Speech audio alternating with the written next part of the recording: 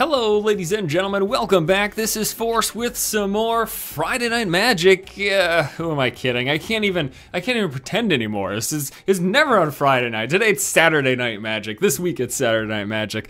Today I'm playing the Halls of Champions deck. This is a deck that focuses on a lot of exalted creatures. Now, we only have one in the hand, but we do have a good land distribution, and we've got a 3-drop that we're going to be able to play, and we've got a 1-drop that we can play. So we are actually going to keep this hand. It isn't the greatest. I'd ideally look for more 2 or 3 drops. I don't really want 2 Gleam of Resistances, but because we've got that opening play, because we've got a turn 2 to Terramorphic Expanse for a forest, and then turn 3 we can play the Rockswar Monk. For those reasons, I decided to go ahead and keep this hand. Yeah, that's not even a turn 2 play, that's a turn 3 play. So we're gonna throw down Terramorphic Expanse right now, and then we will be moving into our combat phase. Now this deck is a tricolor, so we've got, it's white, blue, and green. It's a 3-color Exalted deck. And the way Exalted works, if you're not familiar with Magic, basically, depending on the number of permanents that you have in play with Exalted, when a creature attacks alone, it's going to get pumped up +1/+1 for each Exalted permanent that you have. All right, so we've got a Phantasmal Bear there. And because he played that, I am actually going to... So I was going to play the 3-color creature with lifelink, but because he just played a 2/2, I'm actually going to play my Court Archers instead. And what this is going to do is this is going to give me a second creature with Exaltus that when I attack with this guy, instead of being a 2/2, he'll be a 3/3, and that's much more problematic for that Phantasmal Bear to deal with, and it's something that he might not actually...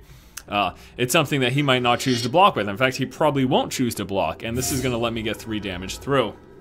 So we're playing against the blue Phantasm deck. This deck is all about getting these creatures in play and pumping them up with Lords of the Unreal. So here's the swing with the 3/3. Now he could have...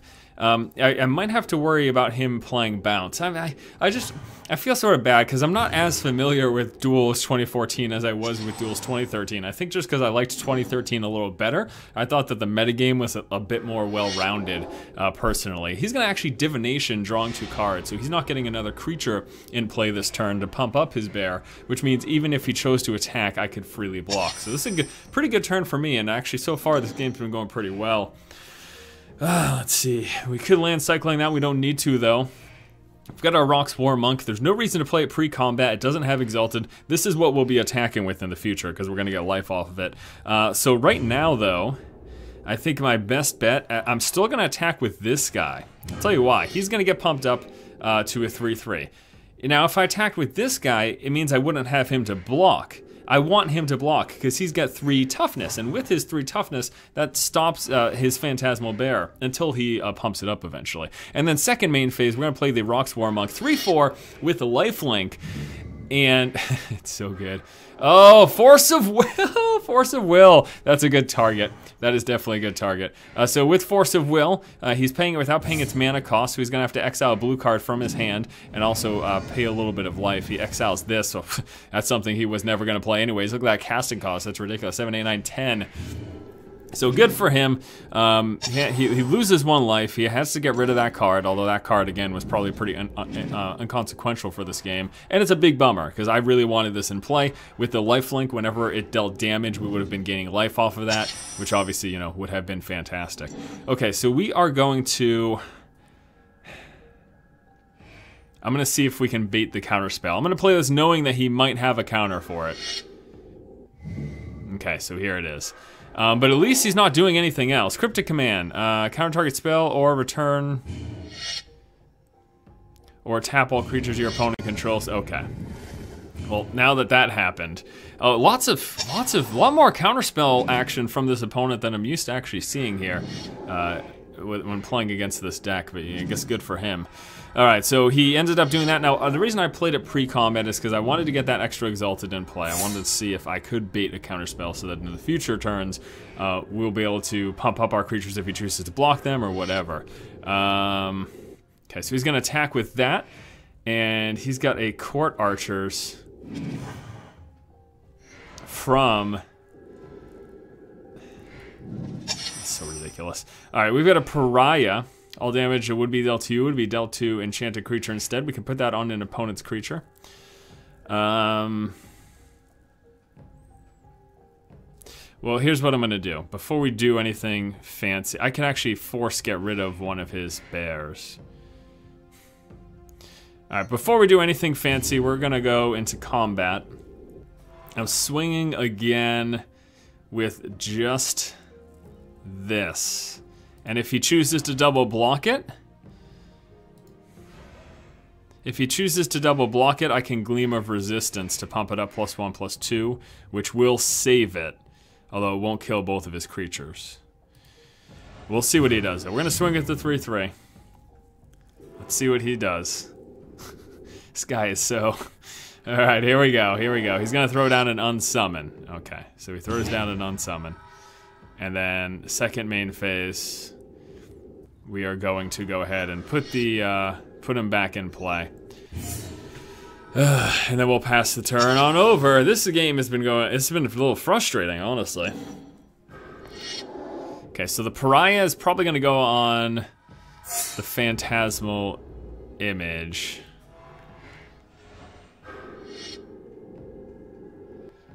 Alright, I'm just gonna take that.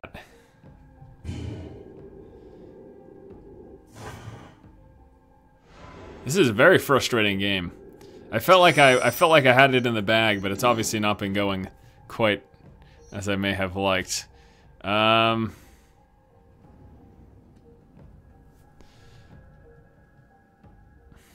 Boy. Alright, so we would deal 3. I could save it with the Gleam. So yeah, let's just go ahead and attack with this. He's got only one card in his hand, so. So here's the 3/3. Let's see what he decides to do. Okay, decides to let it go through. Then what I'm gonna do is we're going to go ahead and Pariah that. Which kills it right away. Because it was a Phantasmal Image, and whenever it's targeted by anything, it just straight up dies. And then we're gonna actually pass the turn on over. Even considering land cycling just to get, I don't know. What is this? 4/4 enters the battlefield. Target opponent puts the top 5 cards of his or her library into his or graveyard. You may cast an instant sorcery card from among them without paying its mana cost. Okay. Let's see if he gets anything. Let's see if he gets anything.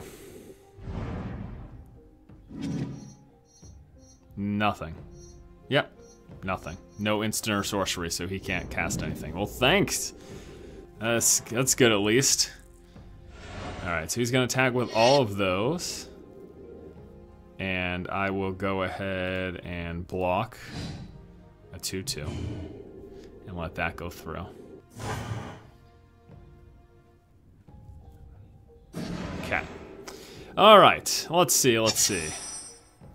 Finest Hour. Whenever a creature attacks alone, if it's the first combat phase, untap that creature. After this phase, there's an additional combat phase.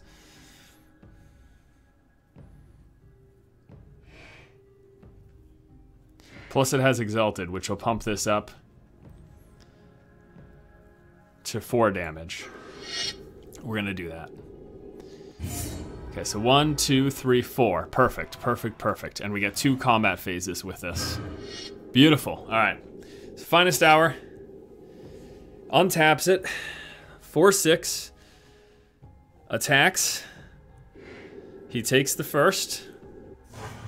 Actually, is he gonna be able to kill us? And then we've got a second combat phase. Which we can swing again. He'll have to block this or else he's dead, so. And he gets triggered Exalted again, which is hilarious. He would have had to block it anyways, but. So he has to block this with his 4/4. He's only got 5 damage in play right now. This is really good, okay.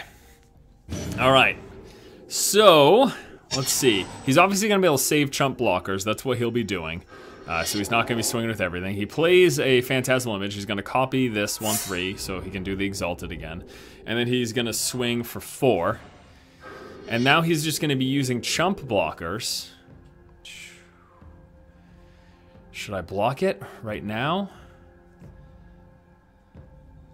Or should I let it go through? He's only gonna use a single chump blocker. He'll probably use, yeah, we're gonna let this go through. We're gonna let this go through right now. Okay, so this brings me down to 6, he's at 4. Now he'll block. He doesn't have any cards in hand, mind you. Oh gosh, we don't need all of these. This is I can use this to untap and block creatures during his attack phase. That's perfect. Okay, so here's the deal. Move into combat phase, we attack with this. Same thing, it's gonna be a double attack. He will have to block both. He has no choice. If he doesn't block a single one, he dies, because it's 4 damage. So he blocks this. He'll probably block with a 2/2, and maybe or maybe he'll just do both of the 1/3s. That's fine. So he blocks with that first one. His creature dies. Mine lives. Fantastic. Now, Finest Hour triggers, because it was the only creature to attack. Second main phase. Second triggering of Exalted. Chump blocks again. See if he's going to do the 2/2 or his 1/3, which gives his creature Exalted. Decides to go with the 2/2. The Exalted is really nice for him. Okay, so that dies. Now, what he doesn't realize is we've got the Gleam of Resistance, which will allow us, during his attack phase, because it's an instant spell, I can untap and pump up my creatures. Okay, so he's gonna play Lord of the Unreal, which is gonna pump up his creature here. His thing's gonna die. No, it's not, never mind. Oh, he just skips, okay. Oh, what's up with these lands? So many lands. Okay. Can I afford the double thing? With Gleam of Resistance, I actually think I can. Yeah, so here we go. I wonder if he's gonna try to block with everything, the first one to try to kill it. Obviously he doesn't know we've got the Gleam of Resistance. So he would have enough damage to kill it, because he's got 2, 4, 5, 6, 7, but we're gonna be able to save it if he triple blocks. I don't know if he's going to do that though. Okay, okay, he's gonna try to do that. This is perfect. No, oh, what? It didn't, I was going to, oh my gosh, that's unbelievable. That is unbelievable. Oh, okay, perfect. I was like, it didn't give me the opportunity to respond, but there we go. I declare blockers, and then I respond with a spell. My thing lives, and his creatures die. That is probably the most frustrating, well, I know it is. That is the most frustrating situation in the world for him. And I don't want this to die, so we're gonna attack with this. It would get pumped up enough to live, but this is gonna do as well.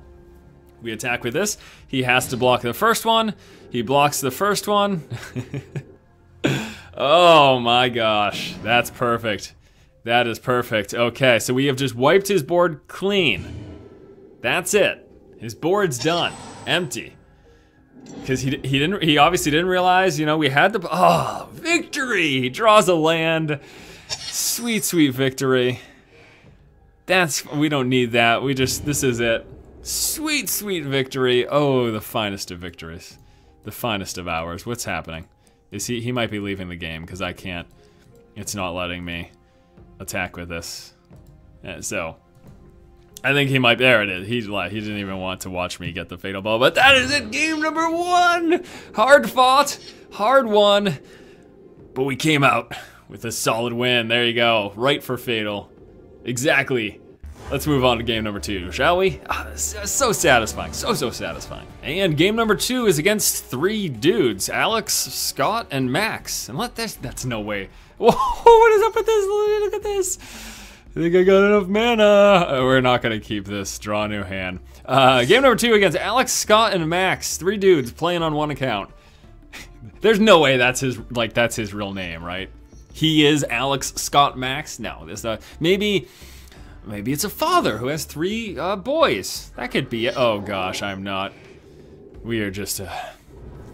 It's just off to a bad start. I don't know why am I naysaying already. I just don't like seeing 1-drops from my opponent. We do not have any 1-drops, so the play is going to be a Terramorphic Expanse, and with that Terramorphic Expanse, we will be looking for an island, because we already do have a forest as well as 2 plains, which are actually the perfect mana distribution based on the cards that we have in our hand. We've got the Aven Squire, which we'll be playing next turn, a 1/1 Flying Exalted. We've got the Rock's War Monk, a 3/4 life link. We've got the Flying Exalted creature here, which costs 2 white. Other creatures you control have Exalted. It's hilarious because it doubles your Exalted. It's kind of ridiculous. It's a little bit bonkers. That's all I'm saying. All right, let's search for, there we go. Perfect. So this is, I don't know. We'll obviously have to see. This is, the game just started, but I've got a bad feeling about this game, which really bums me out because I really like this opening hand. It's a pretty, besides not having a 1-drop, it's a pretty solid hand with a 2, a 3, and a 4-drop, all of which we can afford. We've got the Bant Charm, which I can destroy an artifact, put a creature in the bottom of its owner's libraries, or counter target instant spell. All great stuff for me to have. Like a counter spell, like all the, it's all great. And we're gonna be hitting him next turn. No, we're not gonna block that. We're gonna let that go through. We're gonna be hitting him for 2 because this is a Exalted creature, and we saw the first game, we know how Exalted works, unless he kills it, of course. But I could counterspell that if he tries to do that. So what we're gonna do is, prior to combat, we're gonna throw down the Force. This is gonna allow us to counter with a Bant Charm if he tries to kill this thing. Let's find out what's gonna happen. We're gonna move into combat phase. No need to play this before combat because it doesn't have Exalted, so that wouldn't pump up this turn's damage. So we swing for 2. He does not respond with any instance, so that goes through, and then we throw down the Rock's Warmonk. Awesome. Now, I am not going to be, this is tough. If I block his attacks, he kills my Aven Squire. So that's a concern. That is a big concern. So I'm actually probably not gonna block this turn. Then next turn I play the Sublime Archangel and hit him for huge damage. Huge damage, plus a bunch of lifelink. It'll be amazing if this goes off. So I don't want to block those. Remember, if I block that, here's his creature. Dies, target creature gets -1/-1 till end of turn. So no, I would rather take 2 damage than him kill off one of my Exalted creatures just straight out the gate. That's what I prefer. What I'm concerned about now, though, is that he's got 4 untapped, and that tells me that he might have some big... He might have some creature removal, but I'm gonna take that chance. I'm gonna take the chance he's got creature removal because I could hit for huge numbers right now. Other creatures you control have Exalted, flying Exalted. This is gonna be crazy. If this goes off, this is crazy. He probably has removal, but at least he'll be using it on this and not my 4/3 that pumps up my other Exalteds. We'd probably win the game. If this goes through, we will probably win the game. Because we're getting all these triggers of Exalted, plus I'm gaining life, and he's losing 7. Okay. Alright, well the game is probably ours.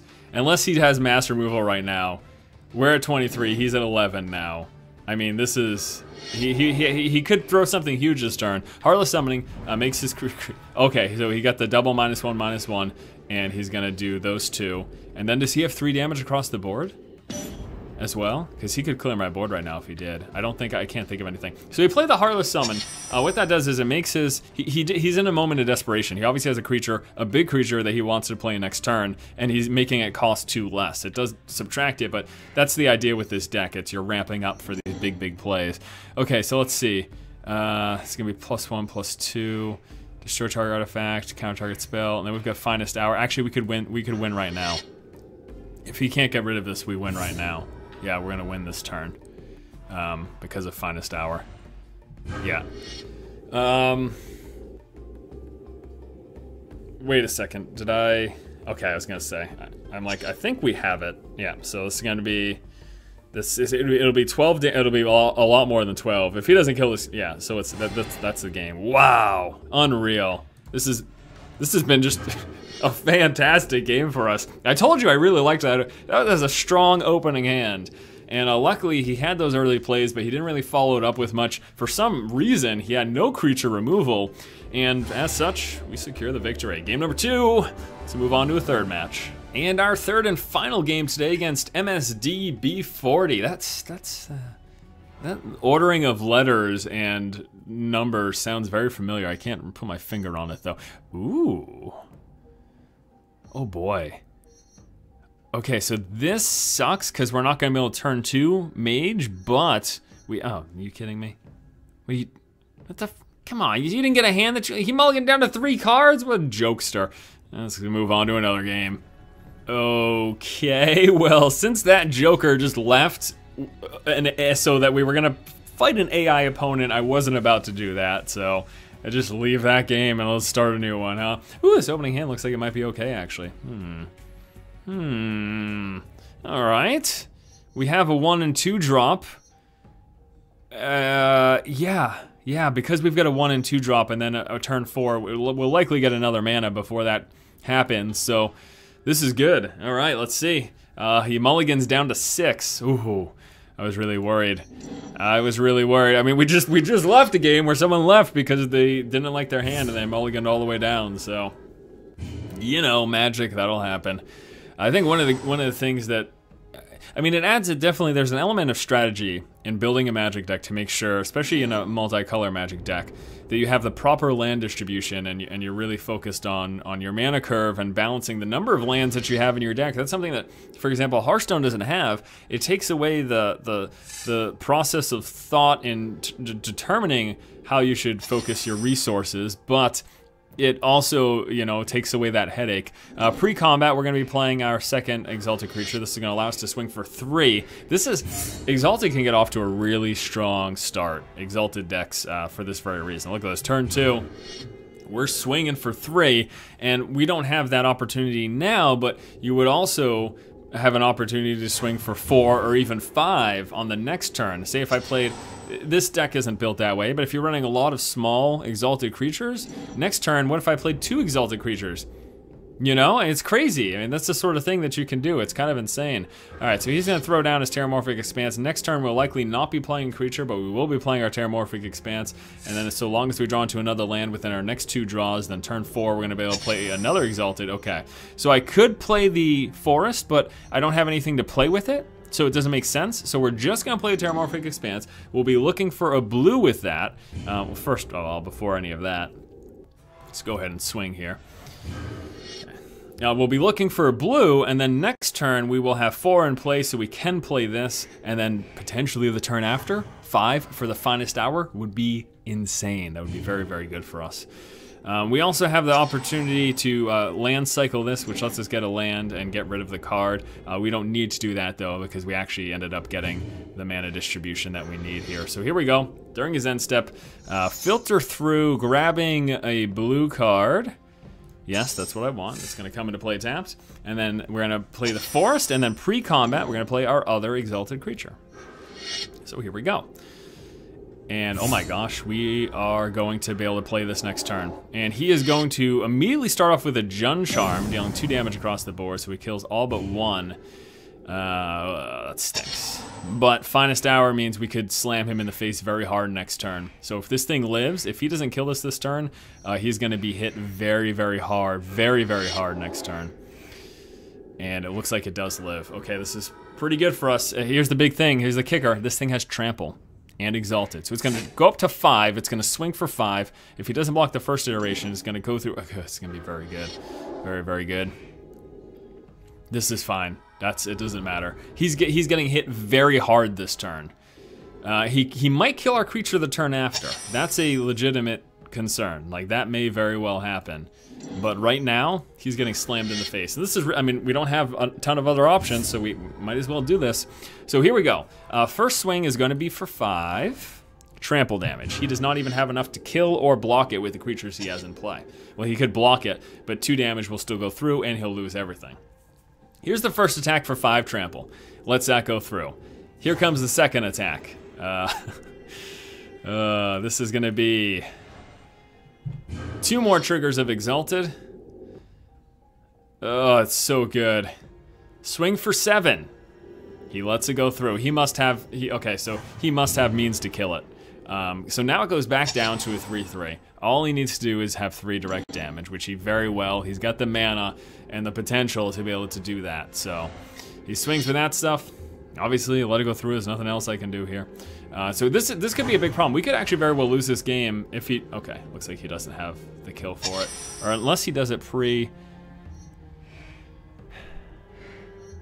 unless he does it pre, oh, I'm gonna save my mana to pump him up in case he tries to burn this. I can save it with this, and we're probably gonna, if he doesn't have an instant burn for it, we're definitely gonna win this turn. If he does have an instant burn, we're still gonna win, because he's not gonna have enough damage to burn through the Gleam of Resistance. Exalted triggers happen. He lets it go through before he burns, so this is obviously it. That's the win. That's game number 3. Pretty solid streak here for this deck. Let's wrap it up with the deck list. Now that is what I call a flawless victory. Let's go ahead and take a look at the deck list for Hall of Champions. I always want to say halls. So because we're running a tricolor deck here, Terramorphic Expanses are pretty vital. Normally in Magic, at the very least, you're going to start off with Duel or Pain lands, which are, you know, better than this. But the Terramorphic Expanses is what we have here in Duels, so that's what we use. We've got 4 of these. Also, my mana distribution, we've got 9 plains, 4 islands, and 7 forests. Now, onto the beef, the creatures, the exalted creatures, the main focus of this deck. Got our Squire here, 4 of these, 1/1 exalted, beautiful turn 1 play. Beautiful follow-up turn 2 play here is the Pride Mage. It's a 2/2 exalted for 2, which in and of itself, that's a solid creature. You can sack it to destroy target artifact or enchantment. The reason this is so valuable is because there's actually not a lot of artifact and enchantment removal in the Duels series, especially this year, so it's very nice to have this to deal with threats that your opponent may have. Even Squire, another exalted creature, this one with flying. We've got the Martial Coup. Check out this. 2 white X. Put X white soldier tokens into the battlefield. If X is 5 or more, destroy all other creatures. A lot of times you're just using this as a turn 7 mass removal if need be, or Martial Coup plus the other creature that gives all your minions exalted. Do the math. You get a bunch of 1/1 tokens in play by themselves, whatever. Because they all have exalted, you're swinging for some big damage. The Guilt Spire Avenger, 2/2 exalted. You can tap it, destroy target creature that dealt damage to you this turn. So your opponent attacks you, it does damage, you tap this, kill that creature. It's just nice creature removal. We get the Rox War Monk. It's a creature without exalted, but it's a beefy 3/4. It does cost 1 of each of the mana that we have in this deck, which is a lot of times hard to get out. But you know, you've seen with the mana distribution we have, a lot of times by turn 3 or 4, we do have 3 of the 3 land types in play. And the lifelink is really the big kicker here. The reason we've got this in the deck, beyond the fact that it's a beefy 3/4, that lifelink helps us offset some early damage that we might be taking from the opponent and secure a victory. Court Archers, 1/3 reach exalted. Reach lets it block flyers, so this is how we deal with flying opponents. We get the Pariah. You can use it to redirect damage, and a great thing about this is I can enchant my opponent's creature, and so that if they attack me, instead of me taking damage, the damage goes to their creature, and their creature dies. So you can use this for creature removal. That's obviously nice. The Bant Charm, amazing utility. I can destroy an artifact, or what it is more commonly used for is either putting a creature on the bottom of the owner's library or countering an instant spell. To do 4 of those, we've got Rafik of the Many, 3/3 exalted for 4. Whenever a creature you control attacks alone, it gains double strike until end of turn. So it does first strike damage, and then it does its damage again a second time for normal combat damage. Sublime Archangel, this is the one that makes Martial Coup a solid play because we've got, it's a 4/3 flying exalted, nice, but it also gives all your other creatures exalted as well. So yes, that's very good. We've got 2 of those. Restoration Angel, using this to save one of your creatures. It's a 3/4 flying, it's got flash, which means you can play it as if it were an instant spell. Comes into play, you exile a non-angel creature you control, and then put it back in the battlefield. So that's used if someone tries to do target removal for one of your creatures. You can plop down Restoration Angel. It leaves play, the removal spell that your opponent plays fizzles, and then your creature comes back and plays safe. So that's primarily what you're using it for. Rocks Charger, 3/3 exalted trample. We've got the Finest Hour. You obviously saw in this series today how strong this card is in this deck. It's a game winner, usually, if you get it in play. And then finally, the Gleam of Resistance. This is the highest casting cost we've got here with a 5-drop, same thing with the Finest Hour. But it's a good way to save your creatures. You can use it after you've attacked to untap your creatures, pump them up, and then give yourself blockers from your opponent. And another big reason it's in the deck is because it's a tricolor deck and you do sometimes worry about mana consistency, you can land cycle it, which discards it from your hand and then let you grab a land that you want from your deck and put it into play. So there's situations where you'll be using it for that as well. But that is going to do it, guys. Thank you so much for tuning in to this episode of Saturday Night Magic. Tune in next week for another episode. And yeah, please subscribe if you haven't already. So all sorts of great gaming stuff here on the channel. Keep watching and keep owning.